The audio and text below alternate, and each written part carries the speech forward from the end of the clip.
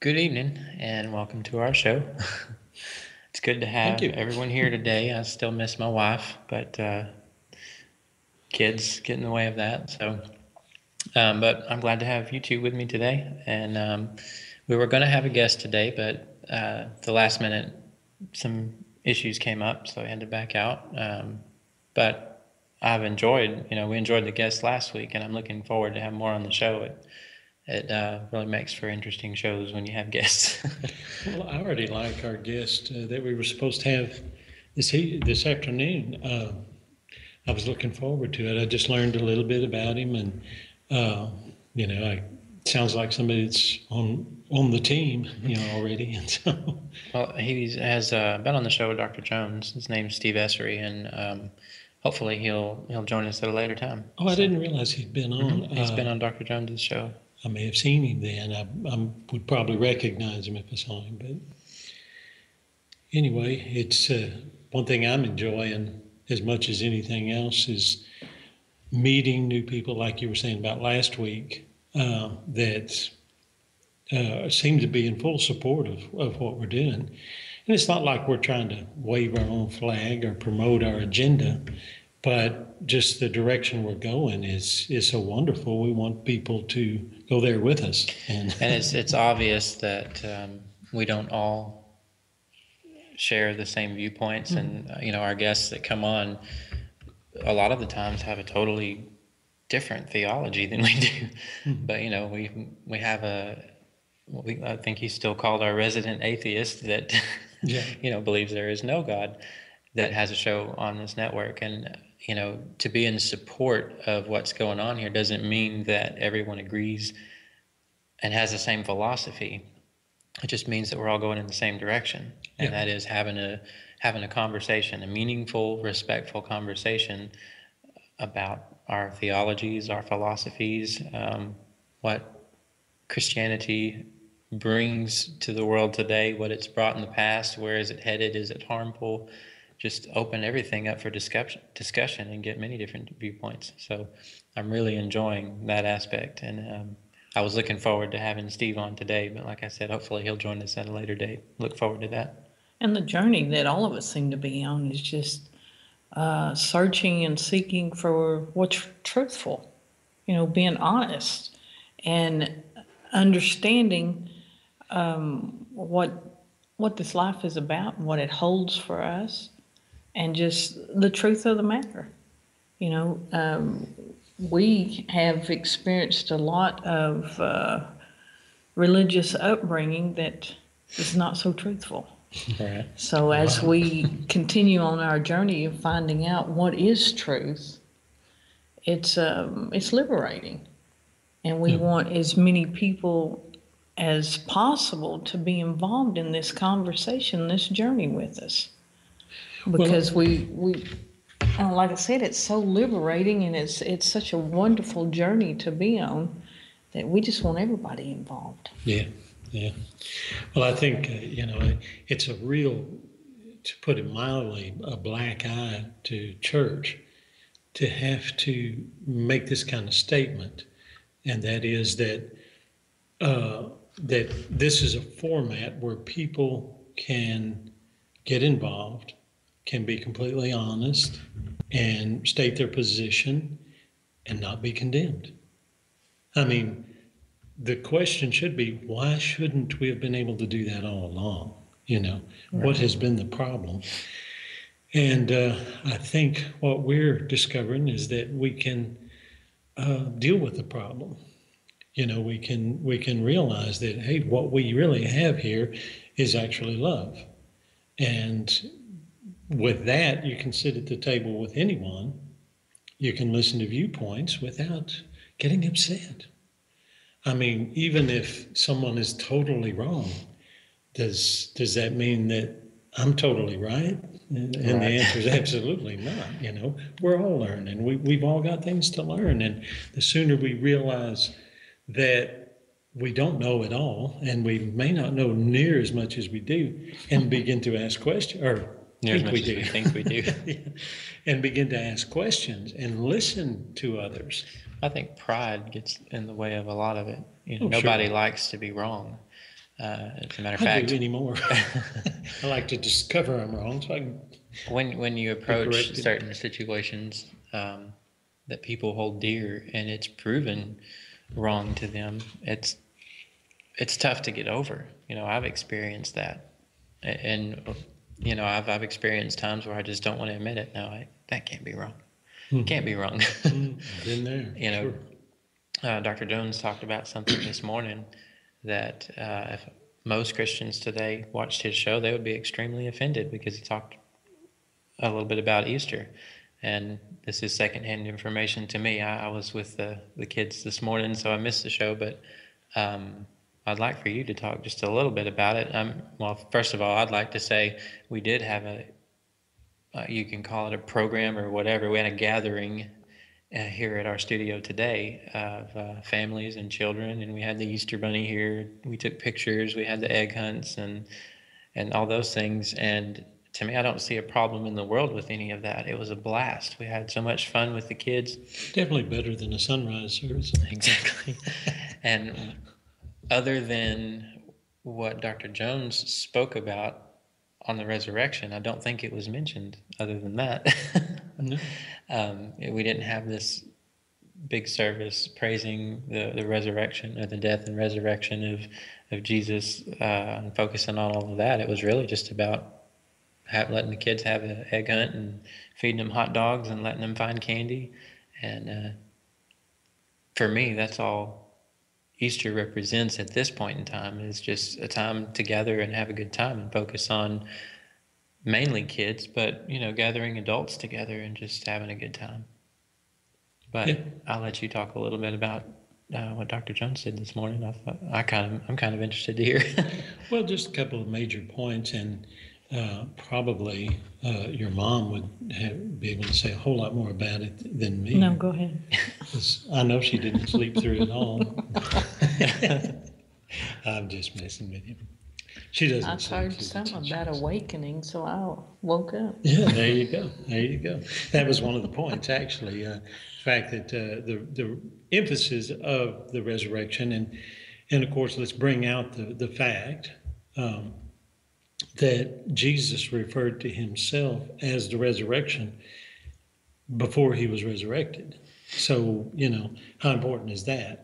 That we realize the emphasis on the term, at least, has to do with himself rather than an act, an event, something that he did. And to me, I guess this would be my opinion, based on the information that I have now, and that is that no one should have really been that shocked or, excited, to the point of let's make a big deal of this, the fact that he did rise from the dead. I mean, if he is the resurrection, if he is, if you will, God, why would that be a big deal? And it did prove something. It made a point. But the major point, and this would be the second point that I wanted to make, had more to do with an awakening than something.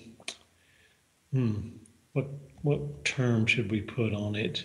We could say spiritual. Let's use the term mystical. Because when we think in terms of, I think the average church person, let me put it that way, when the average church person thinks about the application of resurrection to themselves. I mean, if I want to apply that term to me, then what do I do? How do I apply it? And I think we have to kind of go into some sort of a mystical idea that, and of course we talk about when he died, I died. When he rose again, I rose again with him. And we try to apply that to ourselves. But I think the point that was being made this morning is that we don't really need to spend a lot of time there trying to figure all that out. Let's just enjoy what we have, and what we have is an awakening. To me, an awakening to the fact that we can actually learn, we can know something, but the real emphasis is our relationships to one another. I mean, that's what he accomplished for us. He didn't do this so we would say, "Oh wow, look at him, and all of a sudden our focus is on the sky, or it's on him instead of right here where it needs to be on one another. Right. He made a statement that I think is quite possibly the most important words that Jesus ever said, and it's quite simple, 3 words: love one another. He didn't say, love me. He said, love one another. But he did say, as I have loved you. This is the kind of love you need to express toward one another. And the neat thing is, he wouldn't have said this.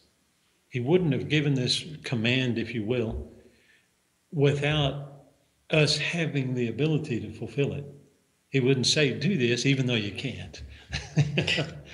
This is something that this ties in with everything that he accomplished, and that is that we now have the ability to love like that.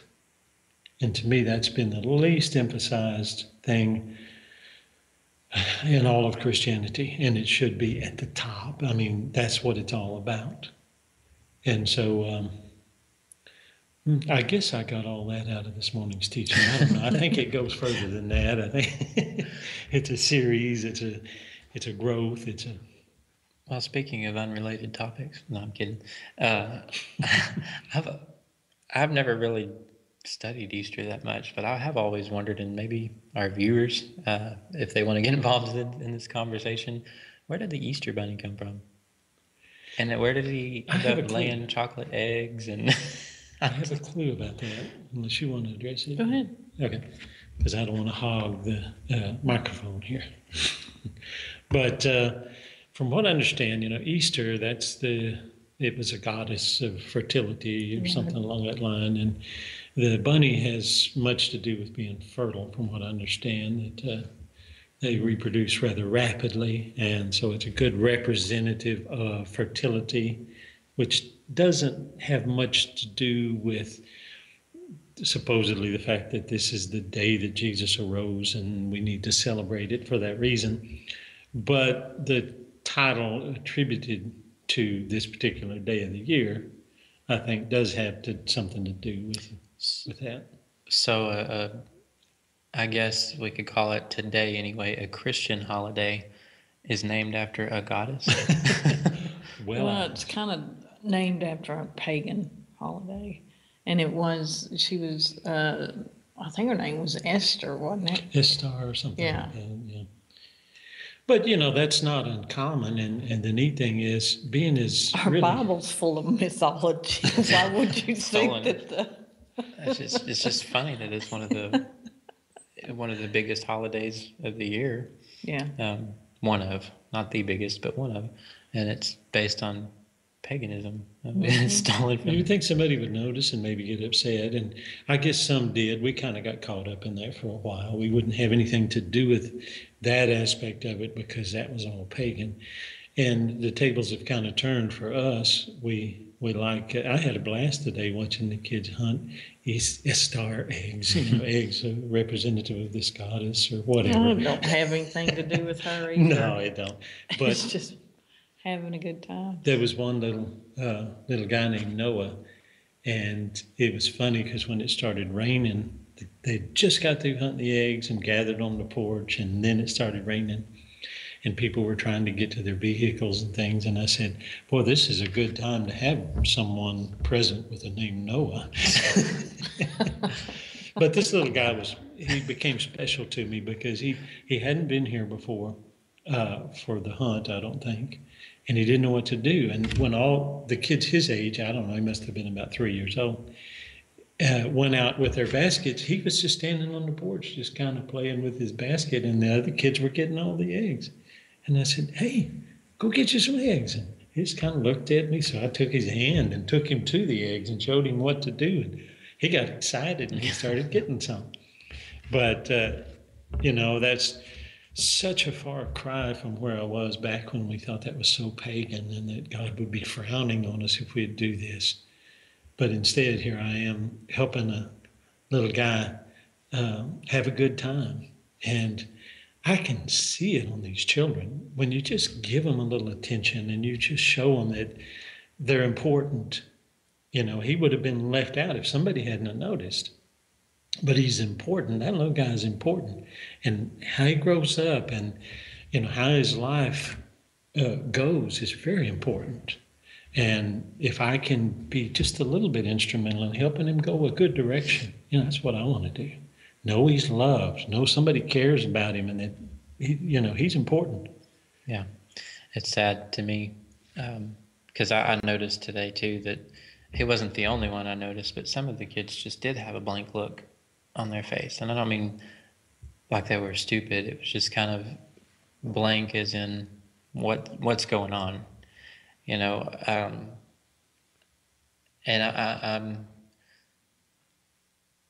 I guess I can relate a little bit.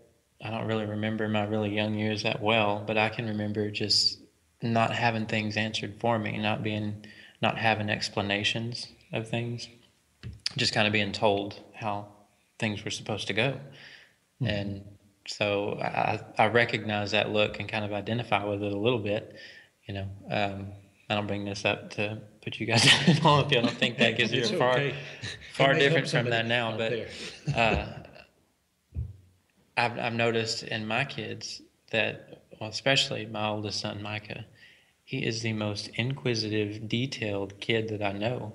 He asks a million questions, and he wants to know how things are set up. Why are we doing it this way? And I really have to exercise patience because I don't have a lot of it. But I want him to know. I want him to ask, and I want him to feel important. And when you brought that up, that story, it just reminded me of what little importance there, or how little children feel of that importance. They don't feel very important, mm-hmm. and they don't know what's going on. And so, I'm glad you had that experience. It's good for me. And to me, that's what today was all about. I really didn't even think of Easter in any other terms that we used to think of it. It was just looking forward to a day that we could put this egg hunt on for the kids, and it just became all about them, having fun with them and relating to them, making them feel important, as if they were, this holiday is for them. Mm-hmm. And kind of like a Christmas, I guess, just a time where the kids can feel important and feel loved. And I really think that's detrimental for their growth. So that, they will express these things as they grow. They'll feel the importance and the relationship. Detrimental? I think you meant to say instrumental. Instrumental, sorry. I want to make sure I was understanding right. I was fixing to correct him too. Yeah. No, figured that's what you meant. But anyway, I had a good time today, and I'm glad our focus has changed away from mysticism, I guess you can say, paganism. Back to that just for a moment, the idea of the resurrection or the death. We talked about that last week. Emphasizing setting up a cross and glorifying his, the murder of the best person that ever visited the planet. And so many things, even so many of the songs we sing that just, make it seem like, our focus needs to be totally on God, which is nothing could be further from the truth. And that is not what he came and demonstrated to us. It's almost as if, and I'm not so sure if it's not an almost thing, but this is really what it is. The fact that he just kind of disappears into the background. That was his intention. Let me just bring you something to work with, and let's call it me. And what you can do is you can take this and you can live this just unbelievable life. You haven't been experiencing this, but now you can. I've come to awaken you. I've come to make you realize some things. And what it has to do with is a quality of life that you know nothing about. You know, you've been all about trying to worship and please, and really, basically, the bottom line is it's been your own agenda, you know. But now, and hopefully, I'm making sense. I'm supposedly speaking for God to humanity. That's my okay. But now that you realize you have this, take all the emphasis off me. Begin to look toward one another. You know, I keep going back to what John said. He said, you say you love God and you can't even see him. Well, how can you say that if you can't even love the one you're looking at? And I know that if these really are John's words, and I would think that it's probably somewhere close, it might not be the exact words, but we're paraphrasing here. But it would have everything to do with him being in the presence of Jesus and hearing him teach. Now, he's the one that said, you know, love one another as I've loved you. And here John is, you know, apparently trying to wrestle with that in his mind, and he's come to that conclusion. You know, I can say I love God all day long, but if I can't love the one I'm looking at, and of course we want to say brother as church people, we want to say brother, you know, the one who has accepted and the one who's done this or that. But I think he was talking about whoever you're looking at. I don't know of anybody that Jesus didn't look at that way. Yeah. He ate with the sinners and left the religious people standing off to the side because they didn't want anything to do with him. And when they complained about it, he said, it's the sick that need a physician. And I'm just trying to bring some health to these people. You want some of it? And whether you call them brother or not, we are all one family. Mm-hmm. We're all in the same family because he's in all of us. Mm-hmm. And it's all inclusive. Right. So, like I said, it's whether you want to call him brother or not, it's beside the point. Well, we should have the greatest encouragement in the fact that I can appeal to this person because I know that this is in them. Right, right. And it's the thing that will liberate them. It's the thing that will bring them this quality of life. And I've seen it so many times where just a taste of that, just a glimpse of that, can light somebody up. You know, if we walk around realizing that you just share a little bit of this goes a long way with people because it's so rare and yet so precious. Just unconditional love is what I'm talking about. Yeah. That kind of gets us back to what we started out with, just the conversation that's going and the attention that it's getting. And I'm real excited about where NCG is going. We're getting people's attention because I think one of our new slogans is atheists and theists, or theists and atheists, whatever order, together. Yeah. You know, two opposite poles, people that believe that there's no God, people that believe that there is a God.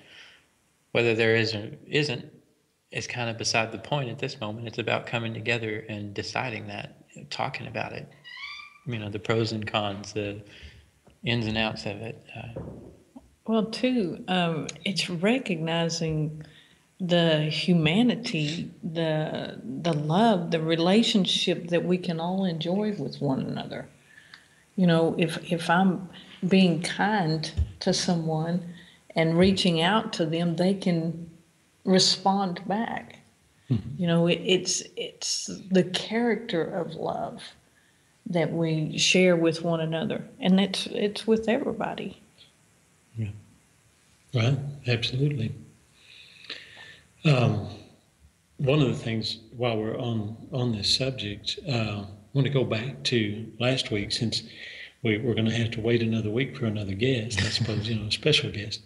But I so thoroughly enjoyed, I went back and watched the recording. I don't know what you call it on. It's not a tape. It's not, but the video of our interviews last week with Dennis Scusi and B.J. Saylor, and I hope they're watching because I just wanted to say again how wonderful that was, just to be able to sit here and talk to people. Distance is not an issue, even though it's great, and met for the first time and yet have so much in common. And to be able to converse and find out somewhere midstream, and as far as I know, BJ refers to himself as an agnostic. And when that was brought up, I realized at that point, I don't care.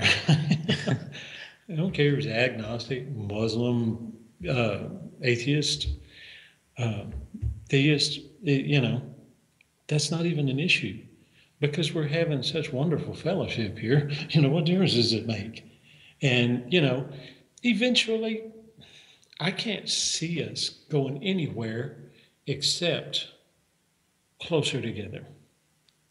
Because, for one thing, that's what love does. And I think we're all just sharing this love that we find within ourselves. And it does, it pulls together. Like the song says, never apart. I want to learn that song. But anyway, I think what we will find as time goes on is more agreement and less disagreement. And at this point, it doesn't even matter who is actually more right than the other or has grown more. And that used to be the whole issue, church people. It's like, we're up here and you need to ascend to our level if you want us to have anything to do with you. And that's gone, That's not even an issue. I don't even think it enters into our thinking. We just love and enjoy getting together and getting to know one another. And that's all that matters. Yeah. And sad to say that the theists are going to be the ones that struggle the most with that. Well, I think they're going to be on the outside looking in, and they're going to say, hey, at some point, they're going to begin to say, hey, how do we get in on some of this? That's what needs to happen. Yeah. I don't know, amazes me that their promotion is love, or supposedly what they call love. I hate to sound so separate, but it's just a lack of understanding, Mm-hmm.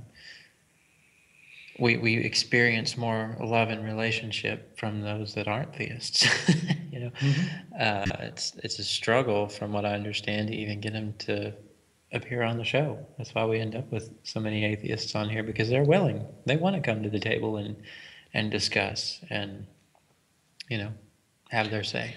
Well, I think part of the problem is when you are trying to or need to prove your point, and it's supposedly be the viewpoint of Jesus, coming from that angle, you got problems right from the start.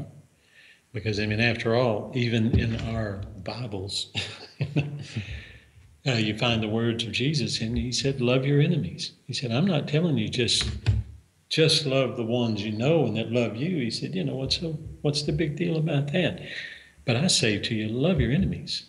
Now, for us, that means people that maybe don't like us or, look at us funny or whatever. But it meant something a little stronger than that to them. We're talking about the people that want to kill you. They want you dead.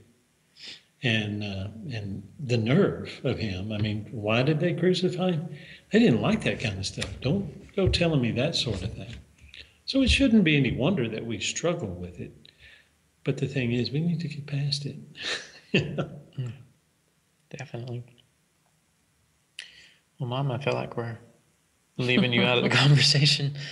I was just sitting here thinking about, watching the kids play today, how they don't ask each other, what kind of life you have, what do you believe, they don't pick at the clothes or any of these things. It's just somebody else to enjoy. Yeah. It's somebody else to play with. And they all play on the same level. They don't go out there and, I'm better than you are, that sort of thing. But they just run and play and enjoy each other. And it's all on the same level. It's just so neat. And it's something we as grown-ups need to learn. Oh, yeah. Definitely. I was just sitting here thinking, you're a mom, and you have 12 children, and now 24 grandchildren, 23 grandchildren. That'll probably be another one before it's over. There's a lot of children in your life. Right. How does this seem to affect you? I mean, knowing where you come from and where you are today and the relationship that you have with all these mini kids today. It is just such an enjoyment. I used to think that I had to, lack of better words, just brainwash you children into being a certain way. And now looking at grandkids and the neighbor kids and things like this, it's just enjoying each child individually and recognizing how important each one is to be themselves. I'm not trying to make anyone anything. And it ministers to me in relating to grown-ups. I don't want to try to persuade anybody or change who they are, but I just want to love them and let the love of God have his way in their life. Because love it changes all of us. It can't help but change it. It grows us up. And it's just an awesome thing. I enjoy life. Well, when you speak of the kids, another thing that you see is when they do, and they butt heads occasionally. I mean, didn't mean to come out, they're not butt heads, but Right. they butt Not heads. kids. And, they'll get into an argument or a fuss and match, they're getting mad. And it just takes, most of the time, it just takes a couple of minutes if it's done the right way to settle it and, get things settled down. And the next minute, they're back just best of friends. Mm-hmm. And what a wonderful way to be. That's another case, if we can find ourselves in that position to where, maybe something does come up and so something gets a little heated and there's this huge, seemingly at least important difference, and we'd be able to just move past it, get over ourselves, And usually the thing that will settle them and cause them to be all happy again is a little understanding. Mm-hmm. And that's what we're after, is just understanding. Right, communicating. Right. I think that's where we as adults struggle most. We get so fixed in what we think is right or the way we need to be, and if someone comes along that doesn't share that same viewpoint or isn't at least similar to us, it's like, I don't want to be around you, instead of appreciating the differences. I'm glad that I experienced differences even with my wife. We're married, so we are one, but at the same time, we do have two different minds and two different personalities. And I don't know that I could love somebody that was just like me. I'm sure I could love them, but I don't know if I would want to be married to myself. So I'm thankful, the contrast really brings us closer, to be honest. It really, I don't know how to explain it. You complement each other. Yeah. Well, when you realize that you don't know it all, you don't have it all. And I realize that she does. That's all it takes. No, but I'm saying you want to reach out to others and to become more balanced and well-rounded as we learn from other folks. Learn to appreciate their differences. Yeah. I want to, if it's okay, change the subject just for a few minutes. I don't want to run out of time without addressing this. I understand from this morning that, and I didn't realize till this morning, that today is someone very special. Was it 82nd birthday?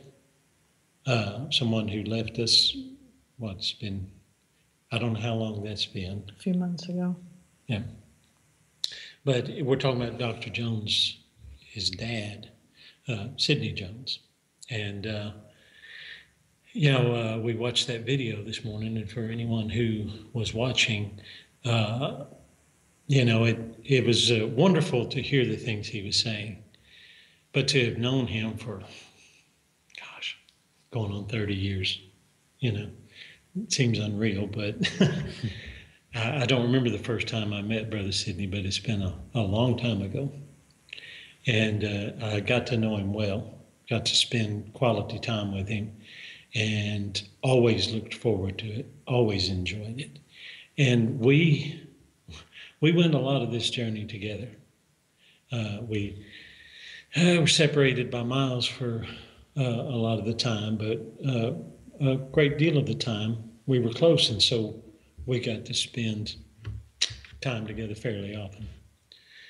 But I know we were instrumental in encouraging one another along the journey, or on the journey, and knowing from the kind of background that he came from and being able to identify with it, and being in the circles that he moved in his early years, to have gone from that to where he was on the video this morning, it just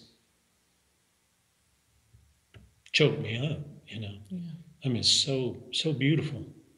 But at the same time, to realize, he's not still here with us. It caused me to miss him.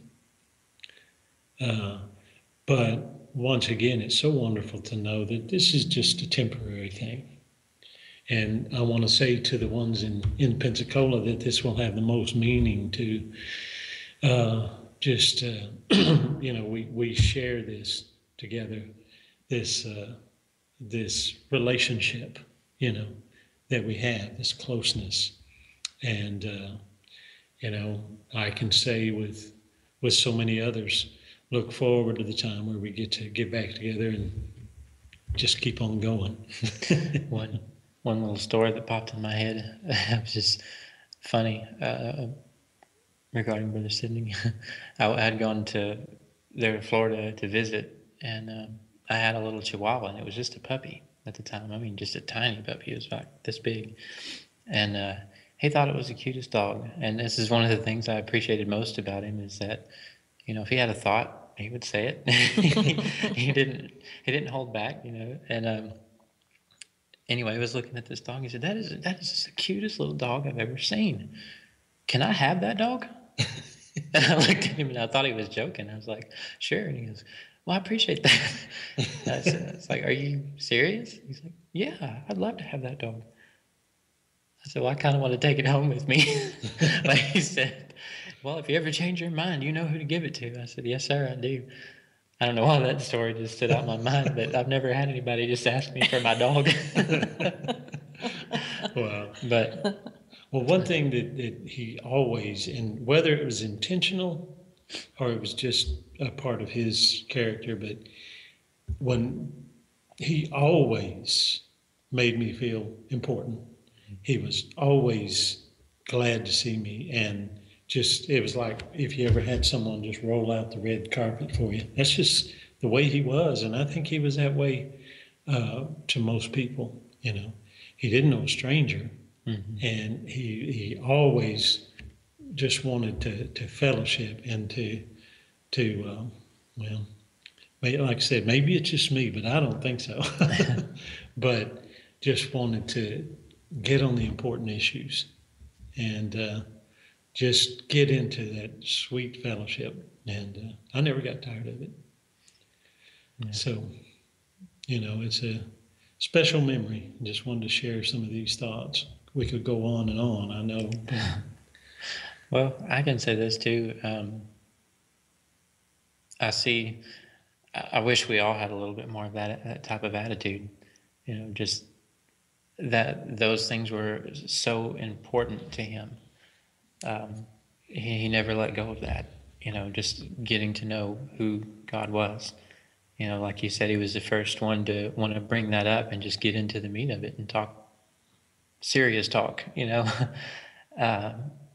I can appreciate that about you as well. Yeah, I see that in you. It doesn't matter who you're talking to, you love to go there. Yeah. Because it's important. And just the fact that now you have less of an agenda when you go there in the sense of, well, I'm going to really tell these people something, but I just want to talk. I just want to relate to you on the important things. And, Well, see, that's probably one of the things that we had in common. That love, that quest that we were on, and still are. I would say, I can't say that I know what it's going to be like when we leave here, but I'm pretty sure that it's going to be a continuation. We'll take up where we left off, probably. But the quest continues. But also, and this is the downside, but it's part of the challenge. It's part of the journey, and that is to be. Some things are hard to jar loose. When you believe something most of your life and you get up in age. And this is why it's so important when children are young. That's why we place so much emphasis on this generation of grandkids that we have, and the young ones, that they don't get so intoxicated and so dug in with a belief system that will, in later years, have to be corrected or dealt with. And it's so hard for most folks to ever turn loose, to shake loose all the garbage that locks itself into the mind and keeps it from growing and questioning. And so I can identify there, having so many years of, indoctrination, and sometimes it's slow and it's painful to come out of it. But one thing it does, and I can say this from experience, it enables you to be more patient with others, because you understand where they're coming from. They feel like they're fighting for the God that has told them, fight for me, stand up for me, don't give in an inch.